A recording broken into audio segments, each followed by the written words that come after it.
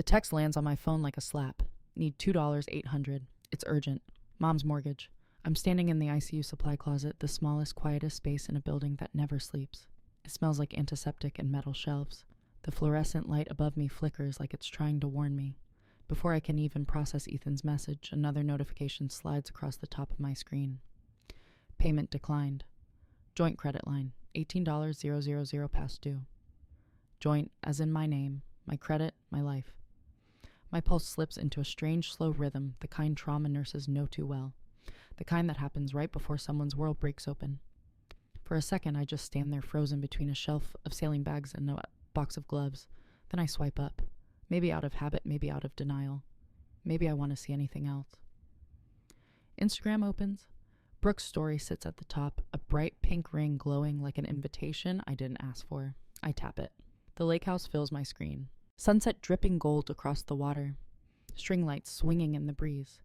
A long wooden table covered in enough food to feed a small army. Laughter loud.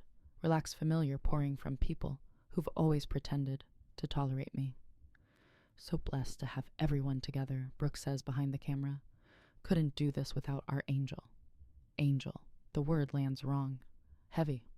Then the camera shifts. There he is. Ethan. My husband. Beer raised, grinning wide enough to show every one of his perfect teeth. Wearing the shirt I bought him last Christmas. Standing in a frame full of people I supposedly never had time for. The same people who told me 3 days ago that the family trip was canceled this year. Money's too tight, Jen. My scrubs feel suddenly too tight. My throat too dry. My chest too hollow. My phone buzzes again. Can you send it today? It's really urgent. Something in me clicks into place. Not a crack, not a sob. Something cleaner, sharper. I type 2 words, ask your family. I hit send. I let the phone ring when he calls. Once, twice, 3 times. I slip it into my scrub pocket and walk back toward the ICU's bright, chaotic hallway, like stepping from a dark tunnel into daylight. And just like that, without crying, without screaming, I realize I'm done being the family's invisible wallet. People think betrayal happens in a single moment. One text, one lie, one picture you weren't supposed to see. But it doesn't. At least not for me. Mine started years before that supply closet, years before Ethan sent need $2.800, like he was asking for a cup of sugar.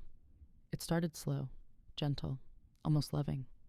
7 years ago, Ethan Ward walked into my life wearing a smile I mistook for sincerity. Back then, we were 2 broke 20-somethings in scrubs and cheap boots, surviving on cafeteria food and late-night dreams. He was finishing his degree in marketing consultancy, which sounded more glamorous than it was, and I was grinding through my first year of ICU nursing, learning how to carry other people's tragedies on my back. When we got married at the courthouse, Carol brought lasagna and cried like she'd just gained a daughter. Douglas helped us move a sagging couch into our apartment. Brooke posted a selfie with me captioned, "Welcome to the family, sis." Tyler high-fived Ethan and told him he'd married up. It felt real. It felt like love wasn't just between us. It came with a whole ready-made family. Maybe that's why I missed the first cuts. The first one came disguised as nostalgia. Carol mentioned over coffee in my kitchen that the property taxes on the lakehouse were rising. "It's such a special place for Ethan," she said, smoothing a hand over the peeling countertop like she was embarrassed for me. We'd hate to lose it. Ethan's face crumbled at the thought. I saw boyhood summers, campfires, fishing trips, all those golden family Instagram moments drifting away. And before I could think, I heard myself say, "Maybe we can help. Just this year." Carol hugged me, eyes glossy. "You're the daughter I never had." I should have noticed the way she didn't let go. The way her fingers dug in like she'd already claimed a piece of me. The second cut came subtler. Their request grew $500, became $1,000. 1,000 became 2,000. Suddenly, $2,800 a month was the amount that really helps the most. And Ethan always delivered the news with a soft voice, a defeated sigh, an apology that sounded practiced. "Mom and Dad are trying, Jen. It's just a rough patch. We'll get paid back." But the repayment never came. The excuses did throw: storm damage, dock repairs, inspection fees, church donations I never saw receipts for. Ethan handled all the transfers because it's easier that way, and I let him. I trusted him. I trusted all of them. The third cut came not in dollars, but in whispers. Once I overheard Carol on the phone with a friend she didn't know I was in the hallway. "Jenna's practical," she said, voice dipped in honey and judgment. Not exactly the warm type, but she's responsible, useful, like I was a kitchen appliance. Something you don't invite to dinner, but you count on to keep everything running. When I told Ethan about it later, he brushed it off. You know how Mom talks when she's stressed.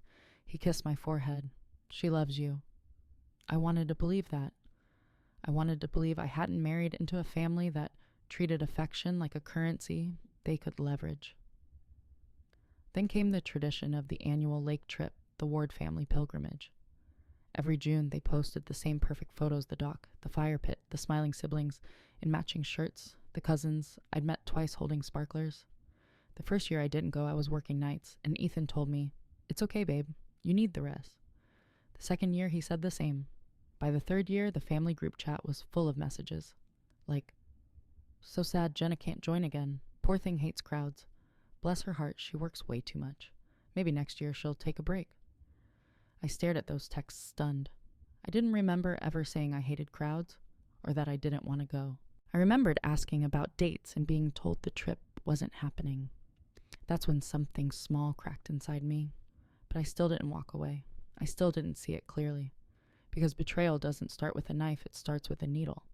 Tiny pricks so small you learn to live with the sting. So I kept helping. I kept working extra shifts. I kept believing we were building something together, even when it felt like I was the only one carrying bricks. What I didn't know then was that the biggest cut hadn't happened yet. It was waiting for me in that supply closet, hidden inside a notification I never consented to, wrapped in a debt I never agreed to sign. That moment wasn't the beginning. It was the diagnosis. The disease had been growing for years. The thing about working in the ICU is that you get used to carrying weight, emotional weight. The weight of names you'll forget, but faces you won't. The weight of families holding on to hope by a thread. The weight of being the steady one when the world is falling apart. I didn't realize I was carrying my marriage the same way. Ethan always said he was building his consulting business. He said it like the world was one big client he was about to land. Every Monday, he came home with a new almost deal, a new big opportunity, a new just wait and see. But the waiting turned into years, and the seeing never came. Meanwhile, my paychecks carried rent, groceries, car repairs, medical bills for his knee injury, and of course, the monthly $2,800 support for his parents. And somehow, Ethan always managed to look tired, like he was the one breaking his back. There were mornings when I left for a 12-hour shift and found him still asleep at noon when I returned.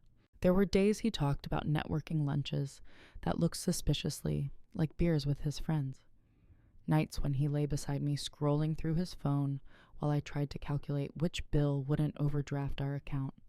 Still, when he apologized for not contributing enough, he did it with those soft brown eyes that made me feel guilty for expecting more. "You work so hard, Jen," he'd say, touching my hand like he was comforting me. "Let me take care of the family stuff. It's what a son does. A son, not a husband."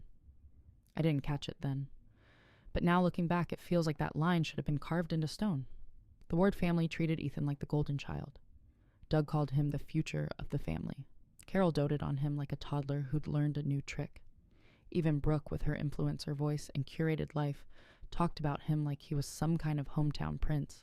And somehow, they treated me like the staff member assigned to support him. The real turning point, the cut that should have woken me up, came one November night after Thanksgiving. I had pulled a double shift. 12 hours turned into 16 because 2 nurses called out and 1 patient coded twice. When I walked into the lakehouse for just dessert, I smelled cinnamon, butter, and wine. Fake warmth, posed happiness, and exhaustion that had nothing to do with my shift spilled over me. Brooke greeted me with a hug that felt like a photo op. "Oh my God, Jenna, you made it. We didn't think you would." I said I'd try. I whispered, stripping off my coat. Carol waved a fork from the head of the table. "Sit, sweetheart, we saved you a slice." I sat. I smiled. I ate pie I couldn't taste. Then halfway through dinner chatter, Douglas leaned back, smirked, and said, "You know, Jenna, it's admirable how much you take on. Some women wouldn't be able to handle supporting a whole family." My fork paused over my plate. A whole family. Not my family. Their family. Ethan laughed it off, shrugging. "We all pitch in. It's just how we do things. Except it wasn't we. It was me." And something twisted in the pit of my stomach, something sour, something warning. But I swallowed it. I had married Ethan, not the whole Ward clan. That's what I told myself. But the truth is, when you marry someone who's still tied to their family like an umbilical cord, you do marry the whole clan. And the clan had debts, emotional ones, financial ones they expected me to sponsor. It got worse the year Tyler lost his job. I came home from a night shift to find Ethan sitting at the table with his laptop open, spreadsheets everywhere, stress face full display. What happened? I asked, dropping my bag. He sighed, rubbing his temples. Tyler got laid off. Mom's a wreck. Dad's worried. They're behind on a couple payments. They asked if we could help. Just a little. I leaned on the counter. Ethan, we're already sending almost $3,000 a month. I know, he whispered. But what kind of people would we be if we left them struggling? People with boundaries, I wanted to say. People who don't bleed themselves dry. But guilt is a powerful currency in the Ward household, and Ethan passed it on like an heirloom. So I worked more shifts. I picked up every holiday, Christmas, New Year's, 4th of July, Thanksgiving. I positioned my whole life around supporting a house. I never slept in a dock. I never stood on a family I was never fully part of. The irony. When I once joked about joining their annual group photo, Brooke laughed and said, "Only if you're not working. You know you're always so busy being responsible." It was a compliment with teeth. But the worst part wasn't their entitlement. It was how normal it all felt to me. I kept thinking, this is just a phase. This is what love looks like. This is what family does. But deep down, another voice whispered, or maybe this is what being used feels like. And that whisper would be the first thing that finally saved me later. I just didn't know it yet. The breaking point didn't come with a scream. It came with a blink. I was sitting in the dim staff lounge, the hum of the vending machine rattling behind me, replaying Brooke's Lakehouse video for the 10th time. The sunset glow washed over everyone. Carol, Doug, Brooke, Tyler, and Ethan, beer in hand, laughing like his life wasn't held together by my overtime. Then I noticed it. Sliver of white in the corner of the frame. A printed invitation on the picnic table. Names neatly listed in gold script. Every name from the Ward family, except mine. A tiny detail, but it sliced deeper than anything else. It told the truth in a way their voices never would. Then my phone buzzed. Another notification. The one that made my stomach twist. Joint credit line payment declined. $18,000 past due. I stared at the words until they blurred. Ethan had taken out a joint line of credit without telling me, without asking me, without even pretending to involve me. And suddenly the pieces clicked into place like a cruel puzzle. The surprise affection, the guilt-soaked speeches, the effortless way they assumed I'd pick up every tab. I wasn't a wife. I was a financial plan with a pulse. That realization didn't bring tears. It brought clarity. I took a breath, slow, steady ICU, practiced, and made my decision. First step, stop the bleeding. No more transfers, no more checks, no more blind faith. Second, gather proof. I opened my camera, snapping photos of every statement, every text, every bank record. Screenshots of Brooke's captions, the invitation in the video, the payment notifications. I collected it all like evidence in a case file. Third, build and exit, a separate bank account, a new deposit route for my paycheck, research on apartments near the hospital, a list of everything that belonged to me and only me. Fourth, silence. Strategic silence. Let them reveal who they were when the money stopped. Let the truth crawl out of them on its own. And finally, a rule. My new rule. If it doesn't involve honesty, consent, or respect, it doesn't get paid. Not with money, not with time, not with me. The plan wasn't loud, it wasn't dramatic, it was precise. A scalpel, not a sledgehammer. And I was done being their donor. The morning after everything snapped into focus, the world felt strangely quiet. Not peaceful, just muted, like the moment after a cardiac monitor flatlines and everyone stands still, waiting for the next order. I woke up before my alarm. Not because I was rested, but because my mind was already running. Every thought organized itself with surgical clarity, numbers, dates, statements, screenshots, Brooke's Lakehouse video, the $18,000 debt. All of it forming a map out of the mess I'd been living in. I showered quickly, dressed in clean scrubs, and walked out of the apartment without waking Ethan. His soft snoring floated from the bedroom, peaceful, oblivious, like a man who'd never once considered the consequences of his choices. By the time I parked in the hospital's gravel-covered lot, the sun was barely a smear of pale orange above the buildings. I sat in my car for a moment, fingers tapping against the steering wheel, rehearsing the first step of my plan, open my own bank account. It sounds simple, mundane, but when you've been drowning for years, the first gulp of air is a revolution.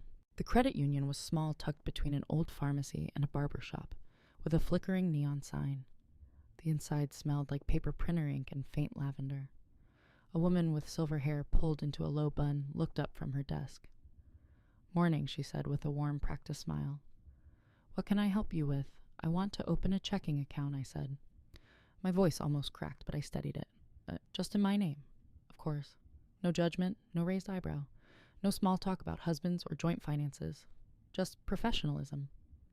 Her name tag read Patricia Green, and I would later think that meeting her was the first quiet kindness the universe had thrown my way in a long time. She walked me through forms, options, protections. When she mentioned identity theft prevention, something in me flinched, because wasn't using my credit without permission a kind of theft? At one point, Patricia looked up and said gently, "This is a smart move. Everyone deserves financial independence. Everyone deserves." I didn't realize how starved I was for those words until they hit me like a warm gust of air. By the time I walked out with a folder of documents and a temporary debit card, blue plastic Simple mine, my shoulders felt lighter. Not healed, but less burdened, like I'd unclipped a small weight from a lead vest. At the hospital, the ICU roared back into its usual rhythm. Alarms, footsteps, clipped voices, the metallic smell of disinfectant. For a few hours, the chaos kept me from thinking. But then, during my break, I caught sight of myself in the staff bathroom mirror. Hollow eyes, faint shadows under them, a stiffness around my mouth I didn't recognize. Stress had aged me. Or no, their stress had aged me. Something sparked inside me, a tiny flame of anger that finally felt justified. I dried my hands and headed upstairs. It was time for Step 2 therapy. I found Dr. Maya Ortiz through the hospital's employee resource portal. Her office was 3 blocks away in a small upstairs suite painted in soft desert colors, sage greens, warm browns, muted golds. A diffuser hummed on a shelf, releasing a scent like fresh rain. She greeted me with a calm voice. "Jenna, come in." Her office chair was so comfortable it startled me. I wasn't used to comfort. I wasn't used to being the one taken care of. After I told her everything, the payments, the lies, the exclusion, the video, the debt, I expected her to tilt her head with pity or disbelief. Instead, she said, "What you're describing is financial abuse." The words felt too sharp, too real. "Financial abuse," I echoed. "It's a form of control," she explained softly. "Using your money, labor, or credit without consent, making you responsible for their security while denying you belonging. And emotional exclusion is part of it. They isolated you while consuming your resources." I stared at her stunned. She didn't even hesitate. She didn't think I was overreacting. She didn't say, "But they're family." She said, "It's abuse." And with that, some invisible knot inside me began to loosen. "Dr. Ortiz gave me homework. Write down every time you felt dismissed, used, or manipulated," she said. "Name the moments. Naming takes away their power." When I left her office, the sidewalk seemed brighter, the air less heavy. Naming had power. Planning had power. For the first time in a long time, I felt like the main character of my own life, instead of the background sponsor for someone else's. A week later, the next step appeared in the form of an apartment listing. Converted school building, 1-bedroom, high windows, quiet tenants. I didn't hesitate. I emailed the landlord, a woman named Mrs. Green, no relation to Patricia, but the coincidence made me smile, who invited me to see the place Saturday morning. I told Ethan I picked up an extra shift. He smiled, relieved. "You're amazing, Jen. I don't know what we'd do without you." I wanted to say, "You don't know what I'm doing without you," but I just grabbed my bag and left. Mrs. Green met me in the lobby of the old school, her kind eyes shining behind gold-framed glasses. "Jenna, right on time. Come on up." The building smelled like lemon cleaner and nostalgia. Sunlight spilled through the tall hallway windows, turning the dusty air into glitter. She unlocked the door to the corner unit, and the moment I stepped inside, my chest expanded. Real hardwood floors, tall windows, a kitchen with a gas stove, a small living room just big enough for peace. It was imperfect, but it was mine the way nothing in the Ward household ever had been. Mrs. Green watched me take it in. "You look like someone who needs a fresh start," she said gently. "It's that obvious?" Only to someone who's had to start over herself. I signed the paperwork on the spot. I didn't have enough belongings to fill a 1-bedroom, but maybe that was the point. Space to grow. Space that wasn't tied to someone else's expectations. Space where I wasn't the ghost contributor to someone else's fantasy lake house. The move out was a silent war. Ethan went to his monthly poker night with Tyler and their friends. The moment his car disappeared around the bend, I turned off my emotions like a switch and started.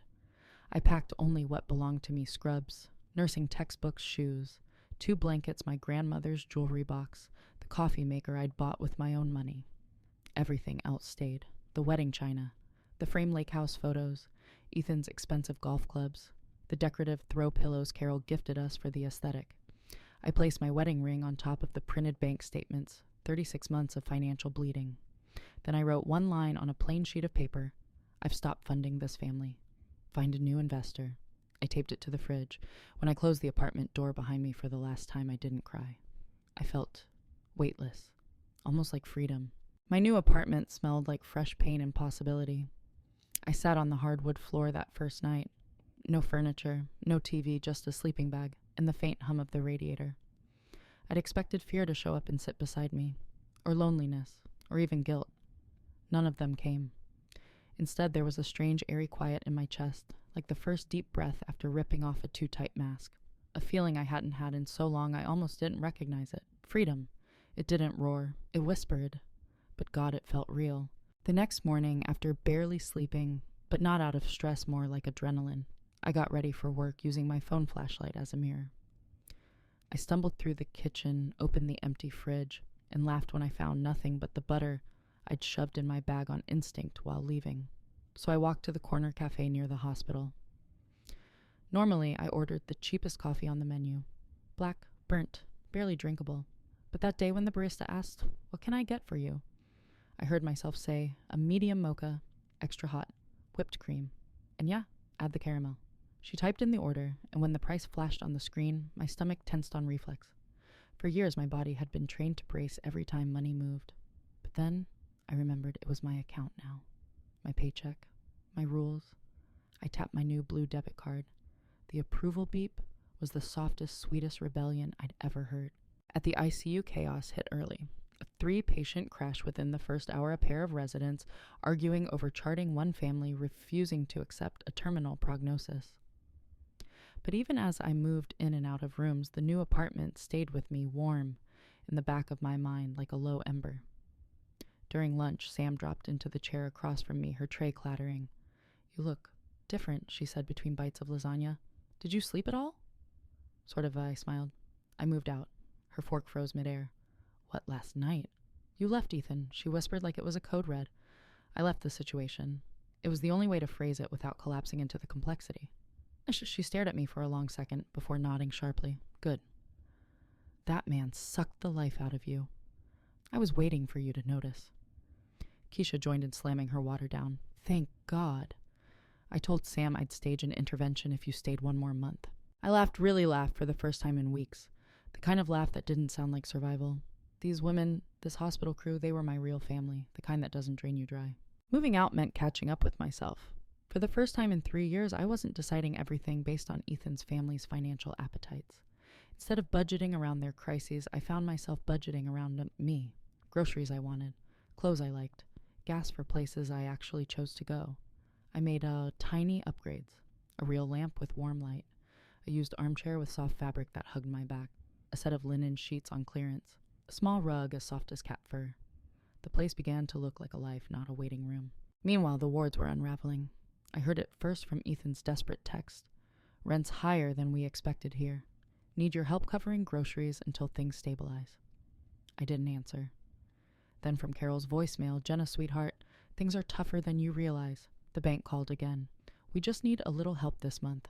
Delete." Then Brooke's Instagram spiral quotes about betrayal, loyalty, fake family, and a picture of her crying by the dock with the caption, "Some people will never understand what it means to show up." The comments were vicious. But halfway through, someone from my unit, maybe Sam had written "pretty rich," coming from someone who used her sister-in-law like an ATM. The comment vanished within minutes, but the screenshot lived forever. Therapy helped me make sense of the whiplash. Dr. Ortiz didn't coddle. She didn't say maybe they didn't mean it. She said when people lose their supply, they panic. Supply, I repeated. The money, your labor, your emotional support. You were the stable pillar in an unstable system. Pull that out and everything shakes. I pictured the lake house, the perfect backdrop, the perfect table, the perfect staged family. All of it held up by the money they weren't even thanking me for. I sat back, breath catching. So this isn't them fighting for me. No, she said softly. This is them fighting for what you provided. That sentence hung in the room like a bright flare, and it changed everything. The longer I was gone, the more the pieces fell into place. Ethan's job prospects dried up, or maybe they'd never existed in the first place. Without my money padding his confidence, reality was finally knocking. Tyler, who'd once bragged about his motorcycle and weekend trips, had it repossessed and took a job unloading trucks on the night shift. Brooke's influencer brand took a hit when someone online uncovered inconsistencies about her humble family story. Followers dropped. Her captions got defensive. Doug started selling off old equipment from the lakehouse tool shed online, and Carol O'Carroll was sending out mass prayer requests through her church group about family hardship. The same church group she once bragged to about her angel daughter-in-law. The irony tasted metallic and sweet. But my life wasn't revolving around their collapse anymore. Mine was expanding. I cooked for myself again, real meals, not protein bars.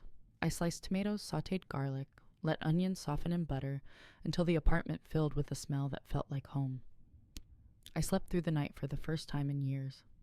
I took walks after evening shifts through the neighborhood, breathing in cool air that didn't reek of resentment or exhaustion. On weekends, I sat by my big schoolhouse windows with a cup of good coffee, yes, good coffee, and read books I hadn't touched since nursing school. I called my sister more. I reconnected with a friend from college. I even painted one wall sage green because I wanted to. Every day I reclaimed another inch of myself. This wasn't revenge. This was recovery. And as the months passed, the big act of reclamation unfolded, the Sedona trip. I'd saved every dollar I no longer sent to Carol. In 8 weeks, I had enough for a modest hotel plane ticket and a rented hiking pack. The morning I left, I stood outside my apartment door with my bag and felt proud. I wasn't running from anything. I was walking towards something. The red rocks didn't disappoint. The climb was brutal and beautiful. The air tasted like heat and dust and rebirth. At the top of Cathedral Rock, my calves trembling, my breath loud, I realized something. This wasn't just a trip. This was proof. Proof that the life they said I couldn't afford without them was precisely the life I built after leaving them. I stayed there until my skin warmed, until sweat dried on my temples, until my heartbeat slowed from survival to awe. And in that stillness, I understood something. I hadn't lost a family. I'd shed one, and I was becoming someone who didn't need permission to exist, someone who didn't have to pay to be included, someone whole, someone free. Peace has a strange way of drawing chaos toward it. Like the moment you finally breathe, the world decides to test how much air you can hold. The first wave hit on a Thursday morning. I was halfway through a double shift, filling out a chart near the nurse's station, when Maria from reception walked toward me with a look I didn't like. She held a massive bouquet, roses, sunflowers, lilies, the kind of arrangement people send when they either propose or apologize for something catastrophic. For you, she said. For me, I blinked. The card read, "We can fix this. Come home." Ethan, I didn't sigh. I didn't swear. I just stared at the card like it was written in another language. Keisha leaned over my shoulder. "Girl, you want me to throw that in biohazard, I'll do it. No hesitation. Donate it to the cardiac floor," I said, handing the bouquet back. "Someone there could use it." Maria didn't even blink, just nodded and carried it off like this happened every day. But it was only the beginning. An hour later, my phone buzzed. Then again. Then again. When I finally checked it during break, I found a stream of messages from Ethan. "Jenna, please talk to me. I'm losing sleep. I'm falling apart. We can't just end like this. Mom is devastated. You blindsided us. Then Tyler's bike got repossessed. He's hurting. Please don't punish them for my mistakes. Then we're family. Come home. Let's start fresh." I stared at those words. Family fresh home, and a cold laugh rose in my throat. Home. The place where every wall echoed with pressure, where every dinner conversation was about their needs, where every family moment was a memory paid for with my overtime no. That wasn't home. That was captivity dressed in holiday decor. I clicked the phone off and tossed it back in my locker. The second wave came from Carol. Her first voicemail started with a tremble, "Jenna, sweetheart, I just heard from Ethan. He said you've been distant. We miss you. We're all worried." The second voicemail came that same evening. "I just got a notice from the bank. They're threatening action on the lakehouse, Jenna, darling. This isn't like you. We raised you better than this." Raised me better? I deleted it. The third message arrived at 2:18 a.m., a long slurred voicemail that smelled like Chardonnay, even through the phone speaker.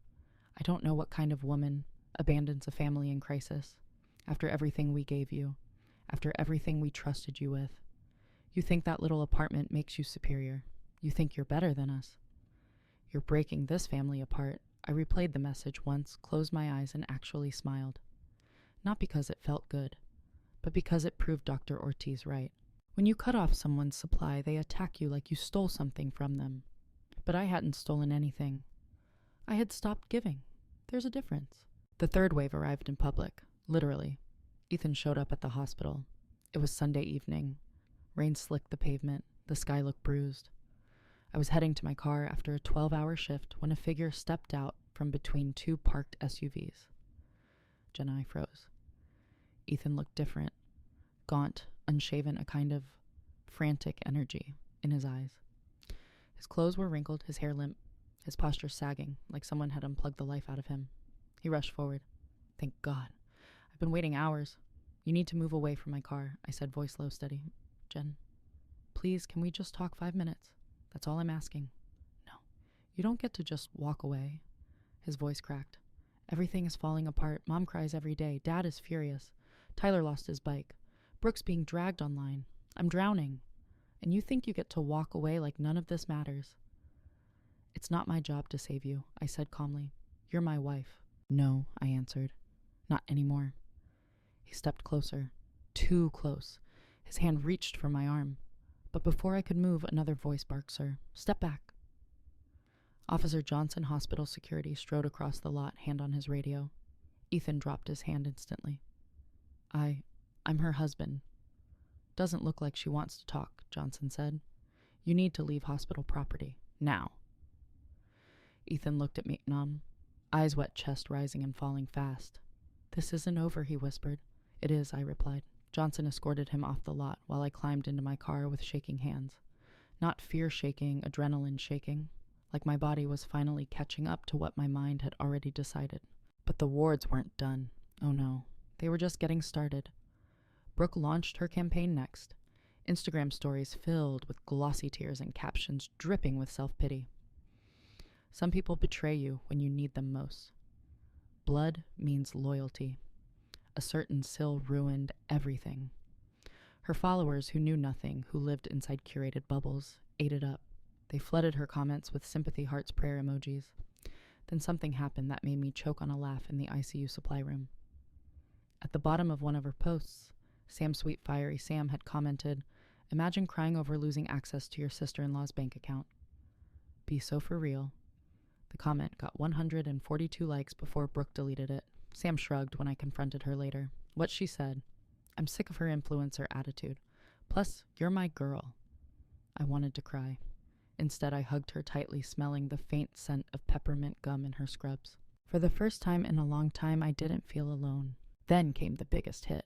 A voicemail from Carol that started with sobs and ended with venom. You think you're done with us. You think you can leave and everything will be fine. Jenna, we know about the lakehouse auction. We know what you did. If that house sells for less than it's worth, that's on you. You took our support and repaid us with betrayal. I laughed an actual disbelieving laugh listening to it. Support, they called taking money support. But beneath the humor was a warning. The lake house was in foreclosure, and the wards were terrified I would show up at the auction. Terrified of what I would say. Terrified of what others would hear. Terrified of what the truth would do in daylight. That voicemail told me everything I needed to know. They weren't just unraveling. They were desperate, and desperate people make dangerous choices, which meant one thing: the climax was coming, whether I wanted it or not. The week after Ethan's parking lot ambush felt like watching a storm gather in slow motion. Every day brought a new crack in the Ward family facade, a new attempt to pull me back into the role they'd built for me, a role I had no intention of ever stepping into again. It started Monday morning. I was pouring myself coffee in the break room when my phone buzzed. A new email from Ethan, subject line. Please just read that. Tell you this. I shouldn't have, but I did. 3 full pages, dense paragraphs, the emotional equivalent of a fishing net. He wrote about our history, about the life we built, about the moments worth saving. Then he shifted into guilt. I wouldn't survive another hit to the family, then into promises I can change, just come home and talk to me. But the last paragraph was the knife. I know you're angry about the debt, but I only used your name because I knew you'd save us. You always do. I needed someone dependable. I know I should have told you, but it was for us, for our future. For our future. He'd mortgaged my credit for a lake house I was never welcome in. I closed the email without replying. Not out of cruelty, out of clarity. When you stop letting someone feed on you, they call it abandonment. But it's not. It's survival. That afternoon, Dr. Ortiz squeezed me in between sessions. I sat across from her, gripping a tissue I didn't need. I didn't respond, I said. He wants a reaction. He wants access. She nodded. Good. Silence is a boundary. It forces people to face what they really want. What does Ethan want? Control, she said simply. Stability he didn't earn, and you were the easiest source of it. The directness was a balm. Before leaving, she looked at me with the kind of softness that made my throat tighten. You're not heartless, Jenna. You're healing. For the first time, I believed her. But the wards weren't letting me slip away quietly. On Wednesday, the hospital operator paged me during rounds. Jenna Hayes, please call extension 103 after your current task. I stepped into an empty bay and dialed. This is Jenna. Miss Hayes, a tight-pinched voice answered. This is Pastor Green from Laketown Church. My stomach sank. A ward family emissary. I'm calling because Carol asked me to reach out. She said there's been a misunderstanding. Misunderstanding. The most overused word in their vocabulary. She feels you're acting out of hurt, he continued. And she wants you to know the church is praying for reconciliation. I let the silence stretch until it became uncomfortable. Please tell Carol, I said carefully, that she can pray for anyone she likes. But reconciliation requires honesty, and I haven't seen any from her. He sputtered. Well, these situations are complex. Family as I'm at work, I cut in. Goodbye. I hung up, and for the first time I didn't feel even 1 ounce of guilt. But then Brooke escalated her digital war. I was sitting in the break room between calls when Sam slid her phone across the table. You need to see this. Brooke had posted a glossy, heavily edited photo of the lake house at sunset, with a caption designed to stab Lisa, losing our home because one family member decided money matters more than love. Pray for us. The comments exploded. Some people are selfish. Family should help family. I'd never abandon my parents like that. Your still sounds awful. My stomach didn't drop. My pulse didn't spike. Instead, I felt something colder, a quiet, precise awareness. She had no idea who she was picking a fight with anymore, because I wasn't the quiet Jenna who swallowed everything to keep peace. I wasn't the Jenna who paid to belong. I wasn't even angry, just done. Sam muttered, These people are unhinged. Then louder, Want me to roast her again, I can make a burner. I laughed. Tempting. But no, because truth doesn't need a cheerleader. It needs time. And time was already working against them. Thursday brought the next blow. A letter. An actual handwritten letter shoved under my apartment door. The envelope had been bent rain-speckled. Inside I found 2 pages written in Carol's tight, looping script. Jenna. I raised Ethan to be loyal, to support his family, to honor our home. We welcomed you as a daughter. We fed you. Included, you loved you. You were part of us, and now you repay us with silence, with abandonment. During our darkest hour, I almost stopped reading. But then I know you're planning to embarrass us at the auction. I know you want revenge. Don't show up. Don't humiliate Ethan again. We are already hurting. Haven't you done enough? And then the final line, come back to us. Or at least stay out of our way. Stay out of our way. My pulse kicked. Not from fear, but from clarity. That letter wasn't a request. It was a warning. And warnings only come from people who feel threatened. I folded the pages, slid them into a folder labeled Ward Documentation, and felt the first hint of something sharp and new bloom under my ribs. Power. The real tipping point arrived Saturday. I was restocking supplies when my phone lit up with 3 missed calls from Ethan, then a 4th, then a text. We're losing everything. Please, Jenna, don't come to the auction. Don't make this worse. Don't come. Don't speak. Don't exist outside their control. That was the message behind every word. I tucked my phone away, grabbed a box of sterile tubing, and walked back into the ICU. But my mind was somewhere else. At the auction. In that room. With those people. Where the truth would echo louder than their staged perfection. Because the moment they feared most, the moment they would do anything to avoid, was the moment I spoke publicly. Not screaming, not accusing, just telling the truth. And as every ward spiraled, panicked, manipulated, and pushed my decision, crystallized, I would be there. Not for revenge, not for spectacle, for closure, for clarity, for the version of me who had paid $100, $800 for a family dinner she was never invited to. They wanted me silent, but I'd spent years swallowing my voice, and now the world was about to hear it. The storm had arrived, the confrontation was coming, and for the first time in 7 years, I wasn't the one afraid of it. The morning of the auction felt nothing like I imagined. No shaking, no dread, just a heavy, quiet calm like the air before a thunderstorm finally breaks. I woke before sunrise in my apartment, the pale blue light slipping through the high school house windows. The air was cool. My breathing was even. My body felt steady, strong. The kind of strong that comes when you've already survived the worst part. I made coffee, and the good kind, the dark roast I bought guilt-free months ago, and sipped it slowly while leaning against my counter. I wasn't rushing. I wasn't spiraling. I wasn't preparing for a fight. I was preparing for truth. Truth doesn't need theatrics. It only needs daylight. I showered, pulled on dark jeans, a simple black sweater, and my sturdiest boots. No makeup except a bit of concealer and lip balm. My hair in a low ponytail. I didn't want to look dramatic. I didn't want to look fragile. I wanted to look like myself finally unburdened. I slipped a folder into my bag, bank statements, screenshots, photos of the lakehouse invitation, the $18, 000 debt notice. Not as a weapon, as clarity, as proof if anyone dared to demand it. By the time I stepped outside, the sun had barely risen, casting long shadows across the street. The town looked half awake. Not even the bakery on the corner had opened yet. It was the kind of morning that whispered, "This is the turning point." The auction took place in the Laketown Community Event Hall, a squat brick building with fading white trim, the kind people use for church potlucks and retirement parties. Nothing glamorous. Nothing like the place the wards like to pretend they were. As I parked, I spotted cars I recognized in the lot. Doug's dented Ford truck, Brooke's white SUV with the custom plates, a dark sedan I knew belonged to Carol's church friend Beverly. My chest tightened not with fear, but with anticipation. Let them see me. Let them hear me. Let them learn what happens when the person they thought would stay quiet finally stops whispering. I walked toward the entrance, gravel crunching under my boots. With each step, my heartbeat settled deeper into my ribs, solid, slow, resolved. Inside the hall buzzed with conversation. A long table at the front held paperwork, clipboards, and a microphone. Rows of folding chairs faced the staff from the bank and the auctioneer. And then scattered among the seats the wards, every single one of them. Doug sat stiffly in the second row in a wrinkled dress shirt and clasped tightly between his knees. Carol perched beside him, shoulders pulled back, chin tilted high as if posture alone could hold together everything falling apart around her. Brooke stood near the side wall, scrolling frantically on her phone, her face pale beneath layers of foundation.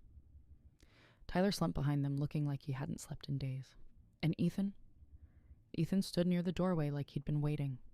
For me. When his eyes found mine, something inside him broke. His shoulders sagged.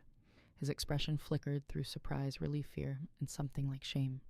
"Jenna," he breathed, stepping forward, but I didn't stop walking. He tried again. I didn't think you'd come." "I know," I murmured, moving past him toward the front rows.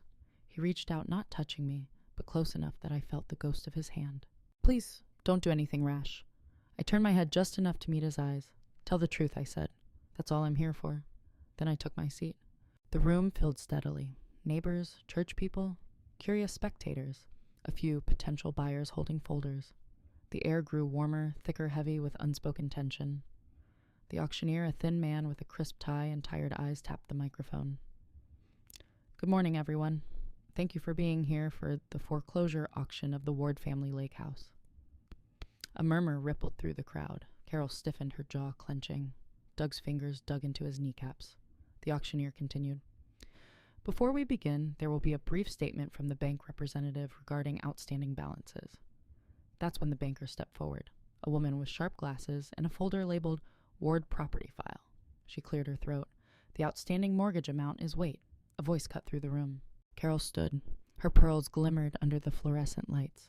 Her hands trembled just slightly. Her expression was a perfectly curated blend of dignity and anguish, her trademark cocktail.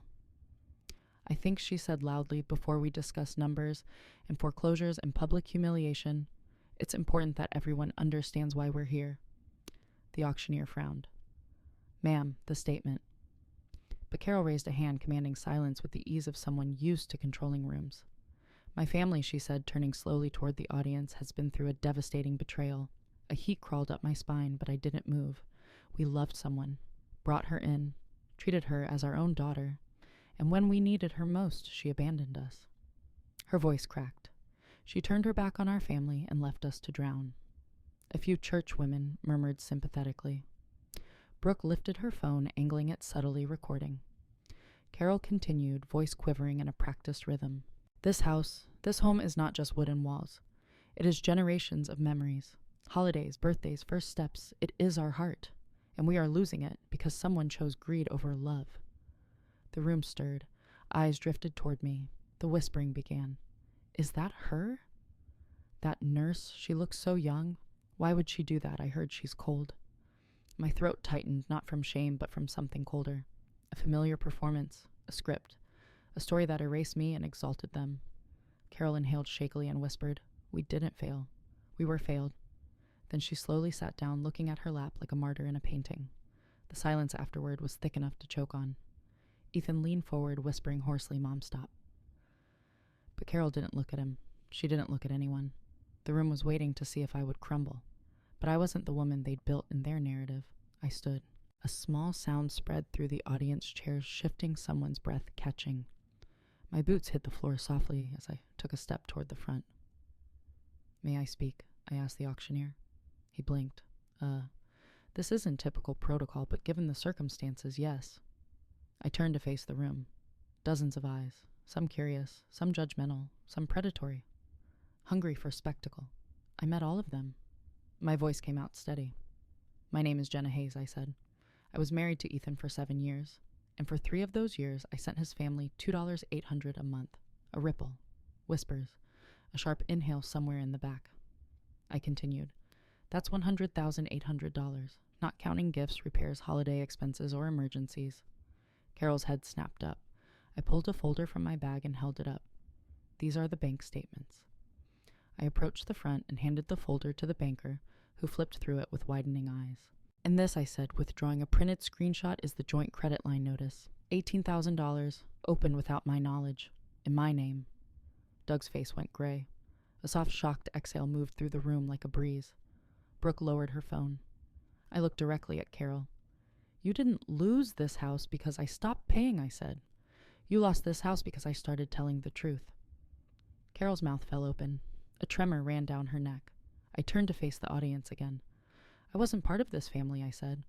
"I was their funding. And when I stepped away, their structure collapsed, not because I betrayed them, but because they built it on someone who didn't belong." The room was silent now, not hostile, not doubtful. Silent like a courtroom, silent like truth. The auctioneer cleared his throat nervously. Thank you. We will now proceed." But Ethan suddenly stood. "Jenna, please," he choked out. Don't do this here." I met his eyes, soft, pleading, still trying to control the setting, the narrative. "I'm not doing anything," I said quietly. "You already did." He swallowed, shoulders collapsing. The banker stepped forward again. "As I was saying," she said in a businesslike tone, "the outstanding balance is—" Her voice faded into the background as the room murmured, recalibrating itself around what had just been revealed. The power dynamic flipped so cleanly, it felt surreal. No one was looking at me with judgment now. They were looking at the wards, and the wards looked small, so very small. But the climax hadn't cracked open fully yet. Not until the bidding began. Not until the memories they'd weaponized were priced in real dollars. Not until the hammer fell. And not until the final moment, when the truth would break them more quietly, more deeply than anger ever could. The auctioneer's gavel tapped twice. Not a full strike, just a warning away to pull the room back into order. "All right," he said, clearing his throat. "We'll begin the bidding for the Ward Lakehouse. Starting price $190,000. A murmur floated through the hall. Brooke inhaled sharply. Doug straightened. Carol gripped her purse so tightly the leather creaked. The auctioneer continued, Do I hear 190? A hand went up in the third row, a middle-aged man in a fleece vest. Probably a local contractor. 190, the auctioneer called. Do I hear 195? A younger woman near the aisle lifted her paddle. 195. Do I have 200? A man in a suit raised his binder in a stiff, business-like motion. 200. Every number was a blow to the wards. I could feel the tension radiating off them, thick and hot like steam. But what struck me most was the contrast. For years, they'd treated the lake house like sacred ground invitation, only curated holiday photos, strict seating at dinners, Carol's obsessive decorating, a shrine to appearances. Now it was just a property listing, just paperwork, just a commodity being picked apart by strangers with checkbooks. And for the first time, the wards couldn't control who got in. 210, the contractor bid.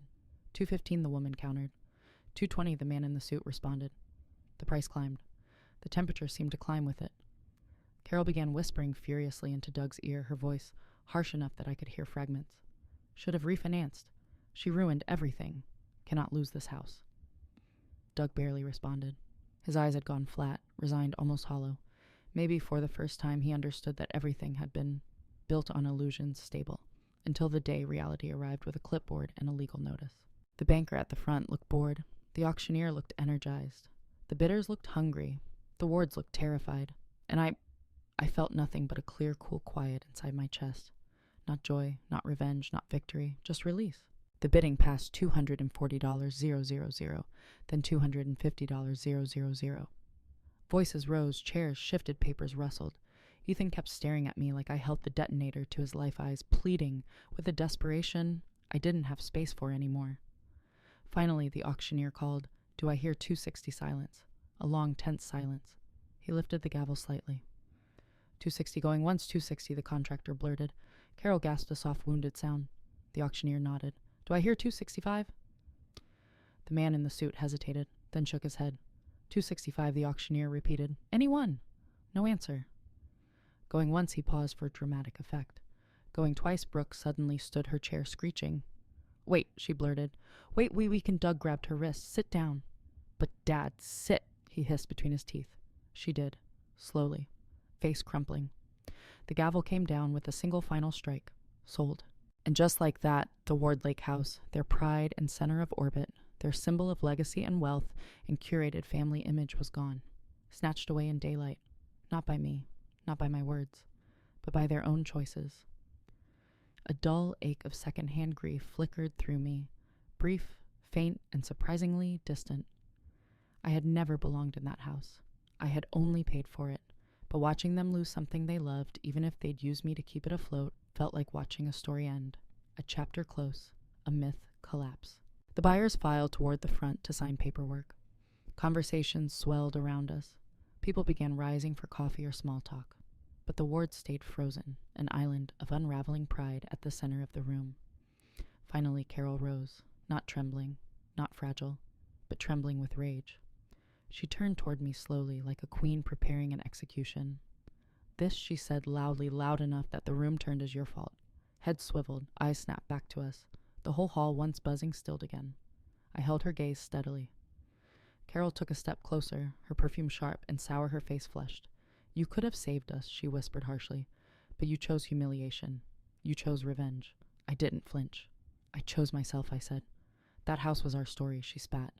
It was built on my paychecks. You ungrateful, her voice cracked. Ungrateful, I repeated softly. I funded your holidays, your renovations, your bills, your emergencies. And what did I get in return? Her mouth snapped shut. I didn't wait for her to answer. You erased me, I said, voice low but carrying.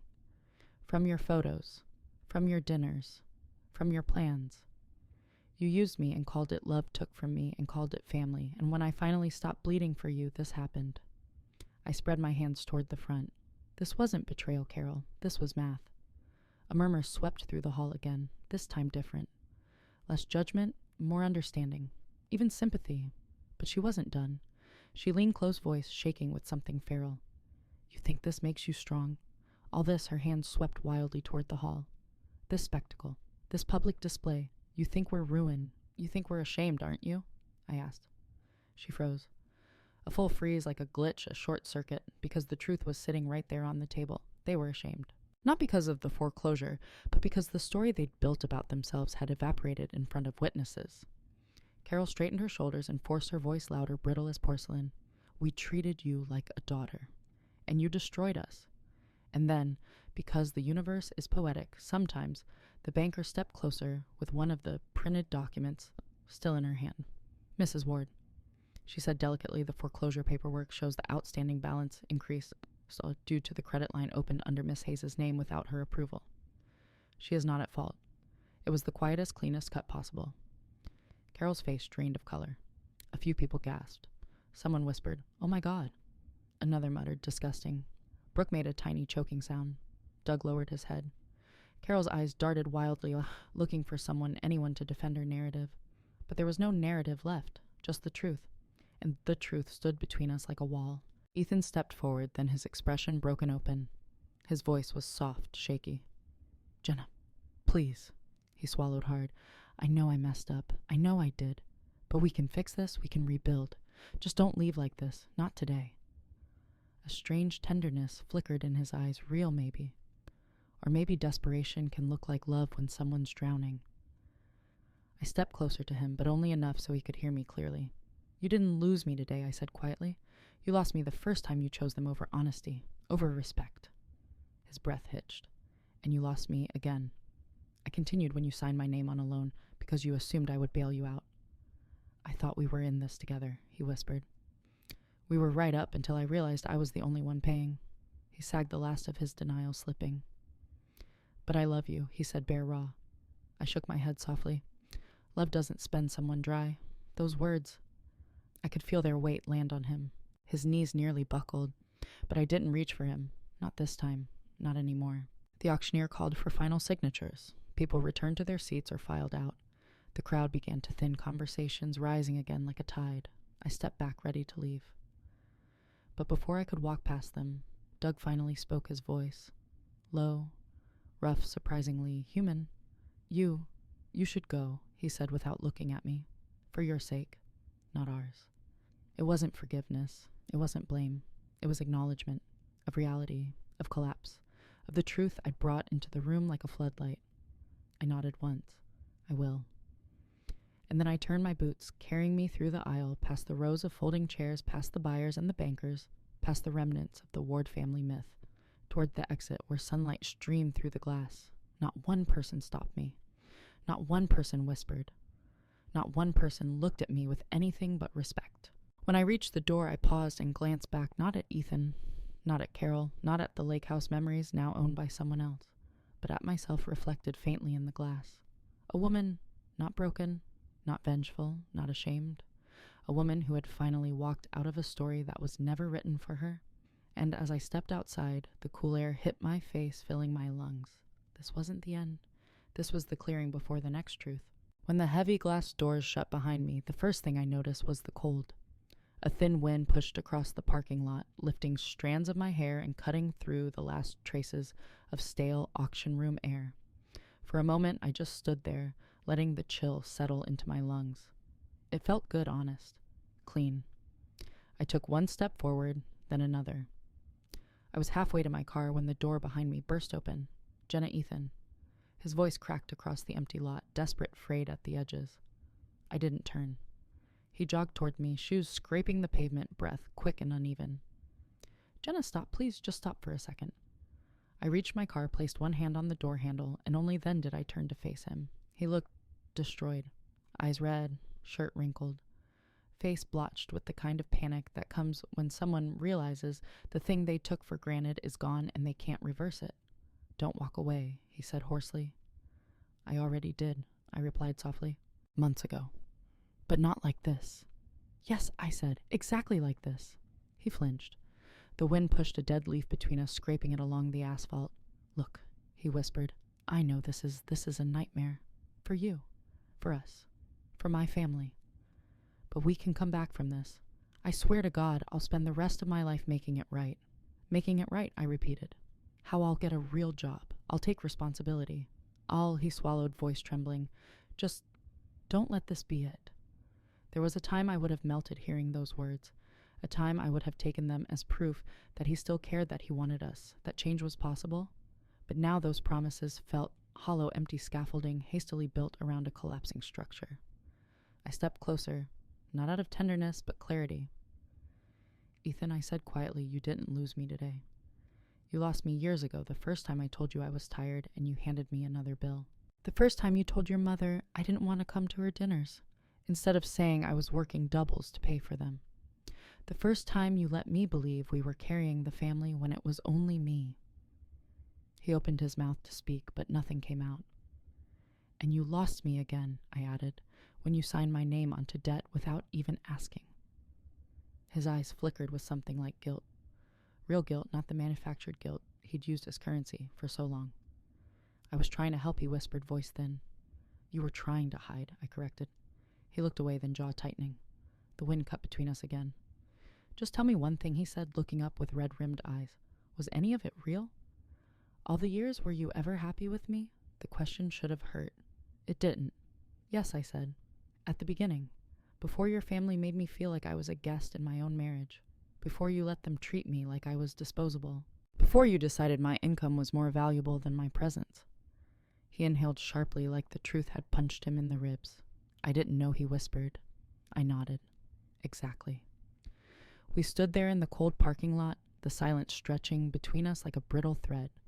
And for the first time I saw the full picture, who he'd been, who I'd been, and everything in between. And I felt nothing.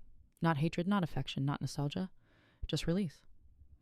"I have to go," I said softly, reaching for my car door. Ethan stepped forward like he might grab my arm, then stopped himself, fingers curling helplessly. "Jenna?" His voice cracked. "Please?" I paused for a moment. Not to reconsider, just to give the past one last breath. "You'll survive this," I said quietly. "But you need to stop pretending the consequences of your choices are anyone else's fault." His shoulders slumped. His chin trembled. But this time, he didn't follow me. He didn't beg. He didn't make excuses. He just watched as I opened the car door or got inside and pulled away. The last thing I saw in the rearview mirror was Ethan standing alone in the middle of the parking lot, shrinking behind me, smaller with every second. I drove aimlessly for a while, past the gas station, past the grocery store, down the winding road that led toward the woods. My hands were steady on the wheel. The adrenaline was fading now, but what replaced it wasn't panic. It was clarity. The truth had been spoken. The roles were reset. The facade was gone. The wards weren't villains. They were people who'd learned to survive on someone else's sacrifice. And I wasn't a victim. I was someone who'd finally stopped paying the bill for other people's comfort. A strange foreign emotion filled my chest, then something almost like pride. It warmed me from the inside out as the trees blurred past. When I finally pulled over on a quiet overlook road, I turned off the engine and let the silence settle around me. The sky was a cold, soft gray. The air smelled like pine. For the first time since the auction began, I let myself breathe all the way out. Not a shaky exhale, not a controlled one, just breath. Simple, full. I leaned my head back against the seat. I expected a flood of emotions, sadness, anger, grief. Instead, a different thought came. I'm free. Not metaphorically, not aspirationally, actually free. The car, the apartment, the clothes on my back, they were mine, unconnected to anyone else's narrative.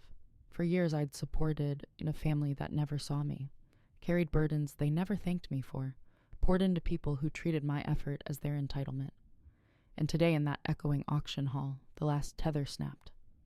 I wasn't floating. I was finally standing on my own ground. I stayed parked for maybe 20 minutes, long enough for the cold to creep through the windows, long enough for the post-adrenaline tiredness to hit. Eventually, I started the engine again and drove back toward town. As I approached the hospital, something unexpected happened. My phone buzzed. A text from Sam. Saw the live FB stream. Damn. You okay? I hadn't even known someone streamed it. Of course they had. This town loved drama more than Sunday brunch. I texted back, I'm okay. Her reply came in seconds. Proud of you. Coffee on me tonight. A small smile tugged at my mouth. Another buzz. A message from Keisha. Heard the meltdown was biblical. You better tell me everything. And just like that, the heaviness in my chest loosened a little more. I wasn't alone. I had people. People who didn't want money from me. People who didn't measure my worth in dollars or dinners or lakehouse contributions. People who saw me. That evening, after grabbing dinner with Sam and laughing harder than I had in weeks, I returned home. My apartment was warm lit by the soft lamp I'd bought on sale. The air smelled faintly of vanilla from the candle I'd burned that morning. I slipped off my boots and stood barefoot on the hardwood floor, feeling the texture under my toes. This space, this quiet, bright, imperfect space, felt like a sanctuary. I hung up my coat, set my bag on the chair, and walked to the window. Outside, streetlights glowed. A few students walked by bundled in jackets. A dog barked somewhere down the block. Normal life. Uncomplicated. Unaffected. Mine. I thought of the wards then. They'd go home wherever that was now and spin their stories. Blame the bank. Blame me. Blame the economy. Blame anything except the choices they'd made. But the truth had already been spoken. Publicly, clearly, in front of witnesses. Narratives can be rewritten. Facts can't. I touched the window pane lightly. The cool glass felt grounding. I wasn't planning revenge. I didn't need to. The truth was loud enough. In the next chapter, the countermove they could never anticipate was already forming quietly, like a seed under the surface, because walking away wasn't the end. Walking away was the beginning of something they never expected, me reclaiming not just my money, not just my credit, not just my limits, but my voice. And the next time the wards heard from me, it wouldn't be at an auction or in a parking lot or in whispered arguments they thought I'd never answer. It would be in daylight, in writing, in a way that left no room for fantasy. The truth wasn't done, and neither was I. It started with an email, not mine, Carol's. It hit my inbox at 6:42 a.m. on a Wednesday, right as I was putting on my scrub jacket, hair still damp from my shower. I expected it to be another guilt-laced voicemail transcript, or one of those were family monologues she liked to send whenever she wanted money. But this one was different. The subject line read, "The truth about Jenna Hayes," and she didn't send it to just me. She sent it to everyone. 43 people, family, church friends, neighbors, Ethan's old coworkers, even a few names I didn't recognize. She didn't BCC anyone, because of course she didn't. She wanted an audience. I opened it. The words poured across the screen like spoiled milk. Jenna abandoned us in our time of need. She manipulated Ethan. She stopped contributing without warning. She chose money over family. We tried to love her like our own. Lie after lie, stacked so cleanly it almost looked professional. She described the lakehouse foreclosure as a tragedy caused by selfishness. She painted Ethan as a man blindsided by betrayal. She wrote about how they never asked for much and how I turned my back when they needed me. Reading it didn't hurt. It irritated me. Not because they were lying. That part was predictable. No, what struck me was how lazy the lies were. Careless, sloppy. The kind that only work on people who already want to believe them. I stared at the screen for maybe 10 seconds, then clicked the reply button. Not reply. Reply all. My fingers moved on their own. Calm, controlled, surgical. If Carol wanted a performance, I'd give her one she could never erase. I attached 9 screenshots, bank transfers totaling $100, $800 over 3 years. The $18,000 credit line opened in my name without consent. Timestamp photos of the lake trip taken the same weekend they told me the family vacation was canceled. The clip where Brooke called me their silent investor. A photo of the printed invitation with my name missing. Then I began typing. My response wasn't dramatic. It wasn't emotional. It was factual in the most devastating way possible. I wrote Carol, "I'm sorry you feel the need to rewrite the story, but since you included an audience, let's give them the full context." Then I listed everything, line by line, month by month, dollar by dollar. I didn't insult her. I didn't blame. I didn't name call. I simply illuminated. And people don't fear insults. They fear illumination. I ended the email with, "I didn't abandon your family. Your family abandoned honesty. I stopped paying for access to people who only wanted my wallet, not my presence. Please remove me from further communication." Then I hit send. A clean, quiet click, no adrenaline shake, no second guessing, just peace. Exactly 5 minutes later, the replies started rolling in from the peanut gallery. A cousin I'd met once wrote, "Wow, didn't know any of this, say this." Yikes. A church lady chimed in. "This feels like something the Lord would want handled privately." Someone named Trish added, "I always suspected something was off." Then came the best one from Doug's older sister, a woman in her 70s I had spoken to maybe twice at holiday dinners. "This isn't betrayal. This is boundaries." I screenshotted that one, printed it later, taped it inside my cabinet.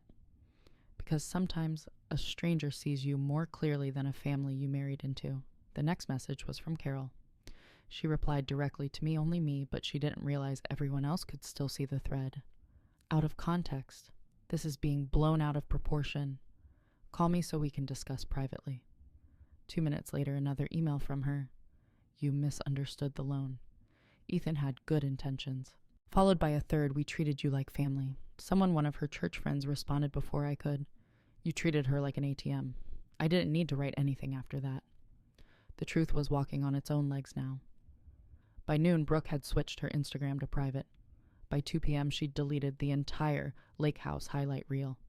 By 3 p.m., Tyler unfollowed me, then quickly refollowed me, then unfollowed again like a child slamming a door out of confusion, not conviction. Ethan didn't respond to the email. Not that day.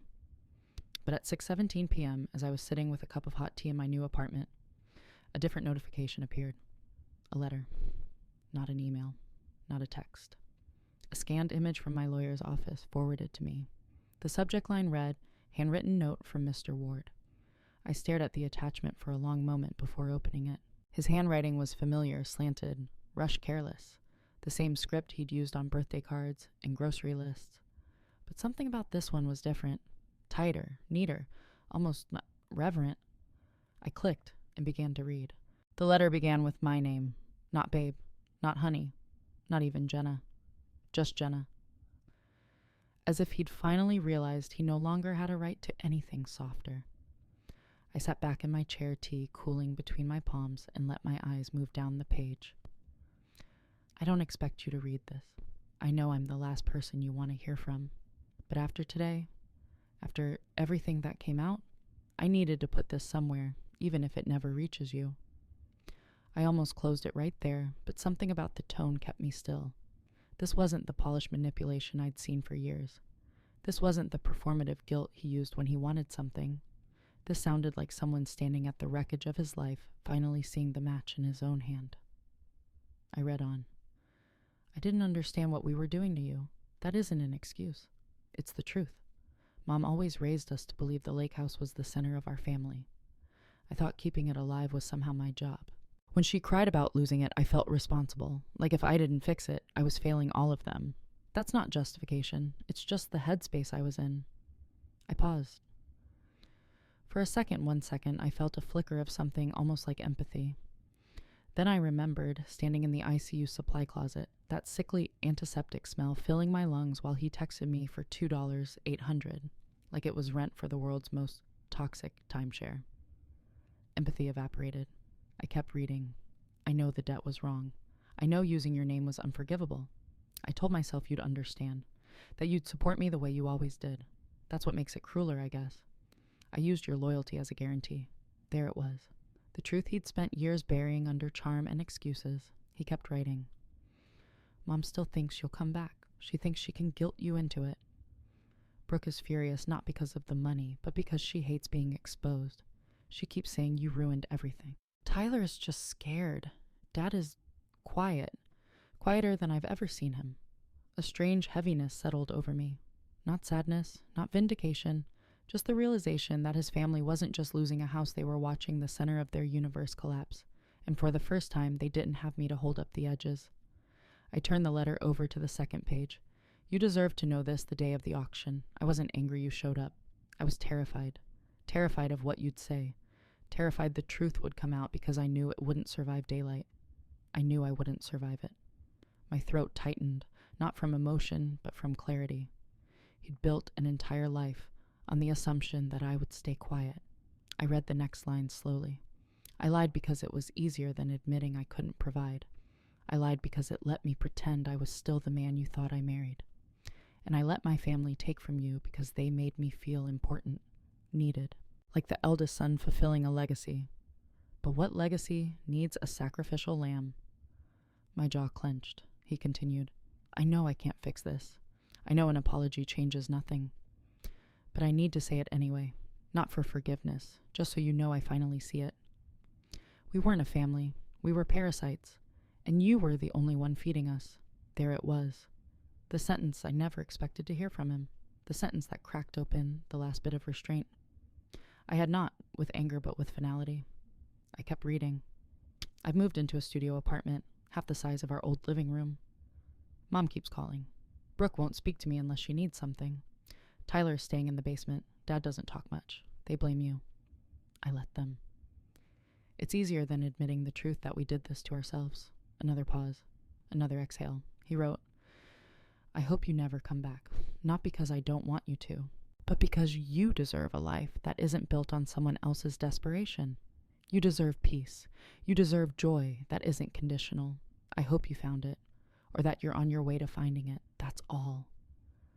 The last line was small, barely legible. I'm sorry, Jenna. For the debt, for the lies, for the years, for all of it, no signature. Just blank space where his name should have been. Maybe that was intentional. Maybe that was the first honest thing he'd done in years. I folded the letter carefully, not with tenderness, just with precision, like closing a file on a patient I could no longer treat. I slid it into a shoebox labeled Past, right beside the wedding ring and the printed screenshots, one final artifact of the life I'd already walked away from. Then I stood at my kitchen window and looked out at the early evening light pooling across the parking lot. Cars passed, a dog barked, someone laughed downstairs. Life went on. And for the first time since everything began, it felt like I was standing in the middle of my own life, not on the edges of someone else's. The wards had their version of the story, but I had the truth. And now, so did everyone else. The countermove was complete. The game wasn't violent, it wasn't loud. It was checkmate. Delivered softly, quietly, unmistakably. And tomorrow I wouldn't think about them at all. 2 years later, I barely recognized the woman I used to be. Not because my life had turned glamorous, it hadn't. Not because I got rich, I didn't. Not because I somehow erased everything that happened, I couldn't. But because there was air in my lungs again. The real kind. Not the tight, thin, borrowed air I'd been breathing inside the Ward family ecosystem. It happened slowly, almost without me noticing. Healing rarely announces itself with trumpets. It comes in quiet increments, like dawn slipping under a door. I woke up one morning in my apartment, the one with the hardwood floors and the windows that actually opened, and realized I hadn't checked my phone in 2 hours. Not out of avoidance, not out of dread, simply because I didn't need to. The past wasn't chasing me anymore. My mornings became my favorite part of the day. I'd wake before sunrise, brew a cup of the good coffee beans I ground fresh myself, because I no longer felt guilty about spending $7 extra and sit by the window as the first light settled over the parking lot. I didn't rush. I didn't multitask. I didn't brace for impact. For the first time as an adult, I let myself exist without a to-do list attached to my worth. Work changed, too. 6 months after leaving Ethan, I'd been promoted to charge nurse. The younger nurses came to me for guidance, for help, for pep talks before their hard shifts. I'd always been competent, but now I was something else present. Focused and steady, not dragged down by invisible weights tied to someone else's crises. Patients felt it, colleagues felt it, I felt it most of all. The money situation stabilized, then transformed. Without the $2,800 hemorrhage each month and the emotional taxes that came with it, my bank account stopped looking like a flatline and started looking like a heartbeat. Stable, predictable, alive. I bought myself a reliable used car after the Honda finally quit. White clean interior, no warning lights, blinking like desperate messages from a dying spaceship. A car, that didn't make me pray every time I turned the key. I bought new scrubs that actually fit. New shoes that didn't leave my feet screaming. A bookshelf for the novels I never had time to read. A frying pan that didn't squeak. It sounds small, but small things add up. They become a life. The therapy helped more than I could admit, especially at first. Dr. Maya Ortiz had a way of seeing through me without making me feel exposed. She taught me where the guilt lived, in my body, jaw, shoulders, the center of my chest, and how to name it before it took over. She taught me that boundaries weren't walls. They were doors with locks, and I had every right to decide who got a key. She taught me that leaving wasn't failure. It was literacy. I'd finally learned to read the signs. Around the 1-year mark, I started the support group in my living room. Nurses text caregivers, CNAs, women who looked confident on the outside but carried bruises you couldn't see. Stories poured out of them, grown children, draining accounts, partners opening secret credit cards, siblings leveraging guilt like currency. Financial abuse had 1,000 shapes. We called it financial boundaries for caregivers, not official, not fancy, just needed. It grew faster than I expected. People could smell truth a mile away and they were starving for it. But healing didn't erase the past. Memories still surface sometimes like old bruises. You only notice when you're stretching. A photo would pop up in my phone's on this day, feed me in my scrubs, exhausted, unaware of the lakehouse feast happening 40 minutes away. A voicemail from unknown caller would make my stomach clench before I remembered I'd blocked every number with the last name Ward. I didn't miss them. But sometimes in the softer moments, I grieved for the version of me who wanted so badly to be part of something that she paid for it with her own peace. Grief isn't the same as longing. It's respect for what you survived. When Sedona came around the second time, it felt like stepping onto sacred ground.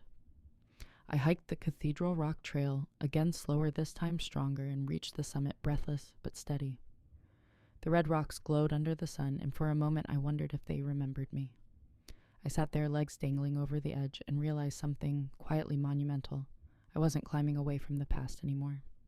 I was climbing toward my future. The wind carried the silence around me warm and expansive. My phone buzzed in my pocket. I ignored it. Whatever it was, it could wait. My life finally did not revolve around emergency, and that was worth more than every dollar the wards ever took. The letter from Ethan, the one where he finally admitted everything, ended up tucked in the shoebox with the wedding ring, the screenshots, and the last remnants of a life I no longer lived. I didn't reopen it. I didn't reread his words. I didn't need to. Closure isn't a moment, it's a choice. And I had chosen mine long before the ink dried on his apology. What surprised me was how ordinary the rest of my life became. No great cinematic revenge.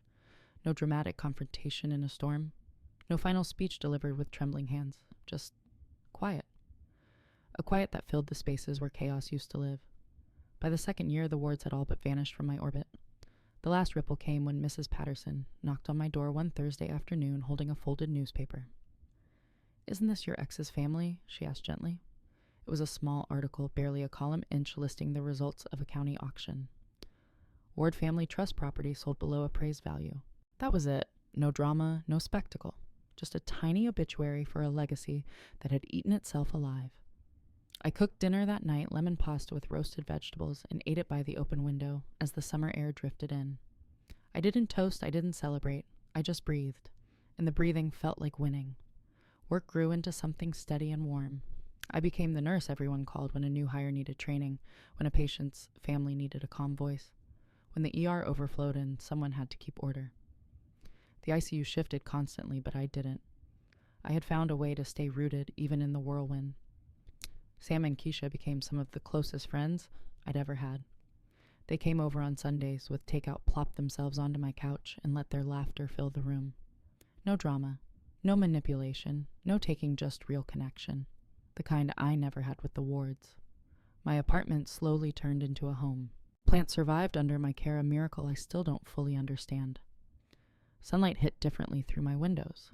I bought artwork from local markets, mismatched mugs I loved, soft throw blankets, and a rug the color of burnt terracotta. The space felt lived in, mine. Chosen, not inherited.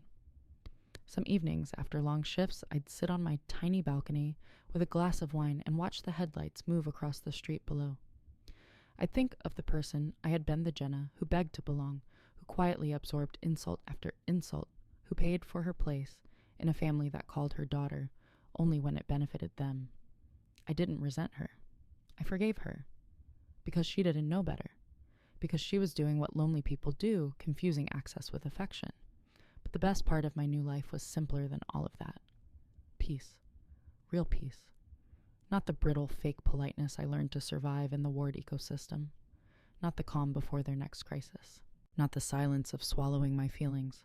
This peace was warm, solid, something I could drink in like water. It didn't mean everything was perfect. Some nights were still lonely. Some memories still stung. Some moments still caught me off guard, like seeing a Tommy Bahama shirt on a man in the grocery store and feeling that faint twist of recognition. But healing is not the absence of pain. It's the presence of strength. One evening, about a year after the auction, I stayed late at work. We'd lost a patient, a sweet older woman, whose daughter held my hand and cried into my shoulder, thanking me for staying with her mother until the end. When I finally clocked out, the hospital was quiet, The hallways dimmed the air thick with that solemn stillness that follows grief. As I walked to the staff exit, I realized something. This place, these people was my family now.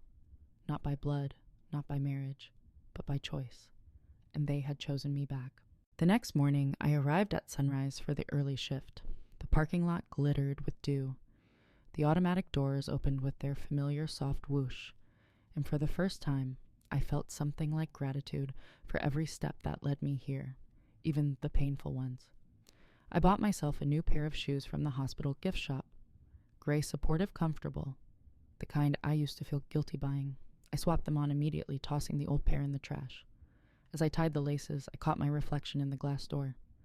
I didn't see a woman who escaped.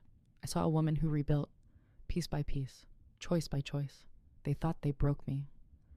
I whispered to myself, not as bitterness, but as fact. Turns out they funded my freedom. I pushed the door open, coffee in hand, sunlight warming my face, and walked into the future I built with my own 2 hands. If you've ever felt like the outsider in your own family, or like you had to pay for a seat at a table that was never really yours, I hope Jenna's story reminded you that walking away isn't weakness, it's freedom.